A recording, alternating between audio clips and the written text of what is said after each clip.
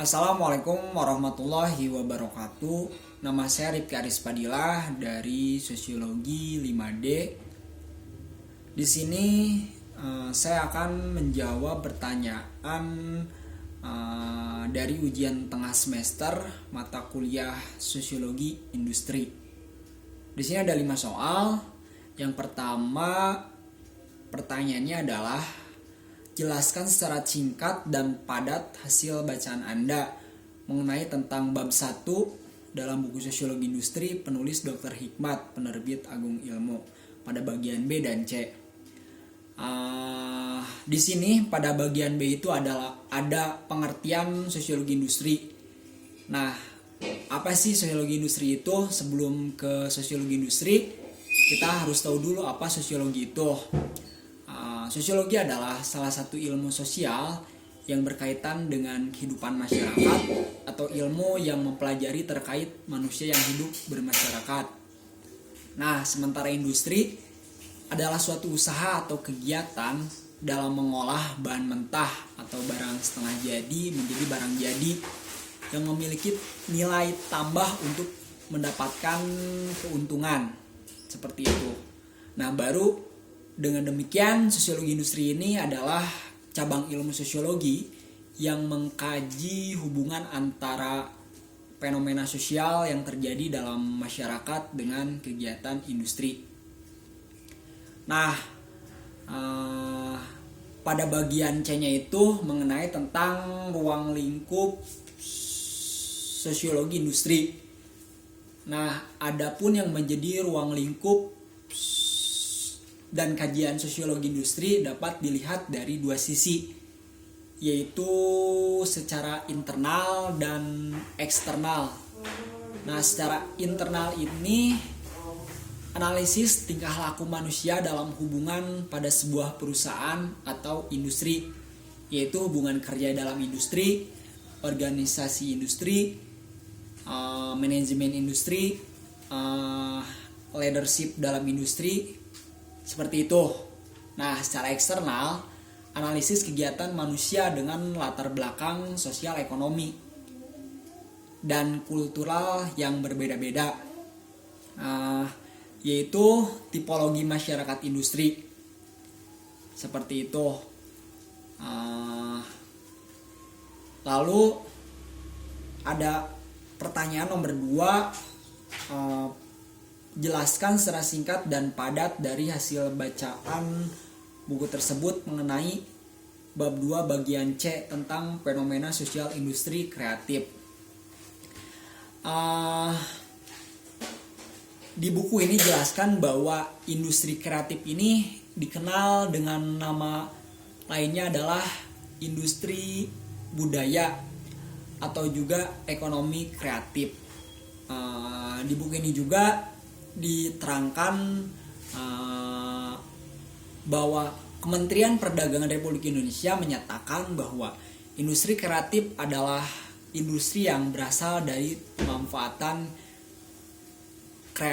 kreativitas, keterampilan, dan bakat individu untuk menciptakan kesejahteraan serta lapangan pekerjaan yang menghasilkan dan eksploitasi daya kreasi dan daya cipta setiap individunya. Seperti itu.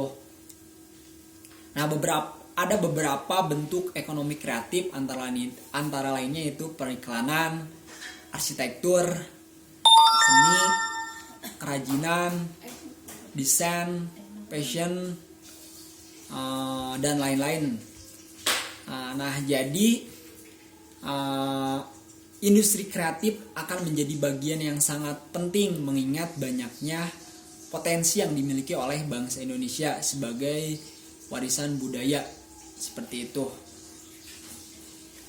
Lalu ada nomor 3.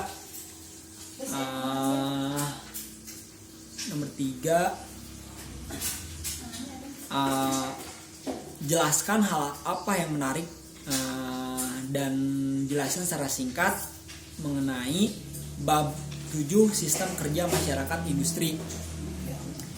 Di sini dijelaskan bahwa masyarakat industri ini merupakan sebuah masyarakat yang dalam proses produksinya itu didorong atau didukung oleh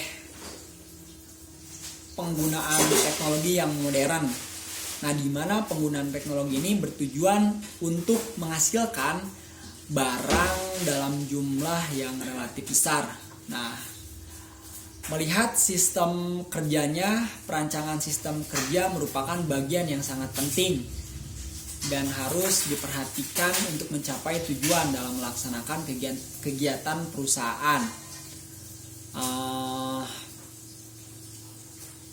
Untuk mencari sistem kerja yang terbaik, kita harus menganalisa masalah-masalah yang mungkin muncul. Langkah-langkah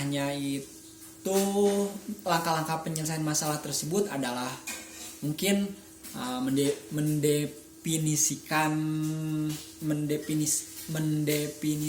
masalah, menganalisa masalah, mencari alternatif solusi, mengevaluasi alternatif solusi, dan mengimplementasikan solusi. Seperti itu. Ada juga pertanyaan nomor 4, yaitu mengenai tentang bab 8 pada bagian A dan B. Di sini pada bagian A ini tentang konsep perubahan sosial masyarakat industri. Seperti itu. Jadi buku ini perubahan yang terjadi dalam masyarakat akibat dari adanya interaksi antar manusia dan antar kelompok. Akibatnya, di antara mereka terjadi proses saling memengaruhi yang menyebabkan perubahan sosial. Hal ini berarti perubahan sosial tidak bisa kita hindari. Kemajuan teknologi yang amat pesat telah membawa berbagai macam pengaruh, baik dari dalam maupun dari luar. Pengaruh kemajuan teknologi begitu mudah hadir di tengah-tengah kita, cepat atau lambat, dengan tanpa disadari telah mengadopsi nilai-nilai baru tersebut. Terjadinya perubahan yang terjadi di masyarakat dapat berupa nilai-nilai sosial, norma-norma, berupa pola-pola perilaku individu dan organisasi, susunan lembaga kemasyarakatan, lapisan-lapisan atau kelas-kelas dalam masyarakat, kekuasaan, wewenang, interaksi sosial, status lembaga, dan struktur sosial dalam masyarakat. Nah, dalam perubahan dalam bidang kehidupan sosial tertentu tidak hanya semata-mata pada suatu kemajuan progres, namun pada berupa kemunduran regres. Atau dengan kata lain, perubahan sosial merupakan ketidaksesuaian unsur-unsur yang saling berbeda yang ada dan terjadi dalam masyarakat, sehingga menghasilkan suatu pola kehidupan yang fungsinya tidak serasi dengan keadaannya lebih buruk dari yang sebelumnya. Dengan demikian, perubahan sosial merupakan wujud dari sebuah dinamika yang menjadi inti etos dari masyarakat. Oleh sebab itu, perubahan sosial selalu menjadi topik menarik bagi banyak sosiologi modern, terutama dalam hubungannya dengan pembangunan ekonomi yang diusahakan oleh banyak masyarakat di berbagai negara yang memperoleh kemerdekaan setelah Perang Dunia Kedua. Dalam buku ini seperti itu. Ada juga dalam bagian B-nya itu mengenai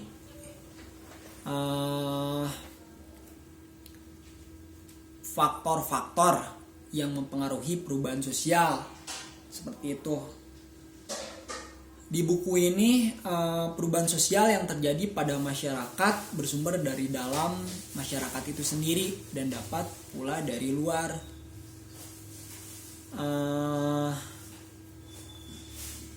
Meskipun demikian, perubahan sosial dipengaruhi oleh beberapa faktor yang berasal dari luar. Tetapi masyarakatlah yang akan melaksanakan perubahan. Nah, oleh karena itu, perubahan sosial dapat terjadi karena adanya faktor yang saling memengaruhi. baik dari masyarakat sendiri maupun dari masyarakat lain. Nah, beberapa faktor perubahan yang bersumber dari masyarakat itu sendiri dan dari luar masyarakat atau dari masyarakat lain, antara lain adalah perubahan kependudukan, penemuan-penemuan baru, pertentangan, peperangan, dan lain-lain. Mungkin seperti itu. Ada juga pertanyaan nomor 5, jelaskan contoh pengaruh industri terhadap masyarakat sekitarnya dan bagaimana solusi yang paling bijak menurut Anda. Kita ambil saja atau kita ambil contoh PT Katek di Ranca Ekek. Nah, pengaruh perusahaan ini pasti ada positifnya juga, ada negatifnya juga. Pasti positif itu menciptakan lapangan pekerjaan bagi lingkungannya atau bagi sekitarnya. Itu merupakan positifnya. Nah, sementara yang negatifnya mungkin PT Katek ini memiliki permasalahan terkait pencemaran lingkungan, terutama terkait dengan limbahnya.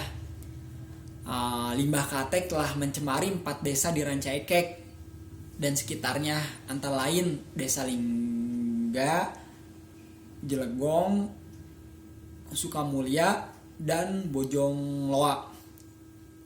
Nah, menurut saya mungkin solusinya itu perusahaan harus membuat kolam penampungan limbah akhir dan memasang alat monitoring, lalu mereka membuat kajian pengubahan pembuangan dari sungai Cikijing ke badan air yang lain.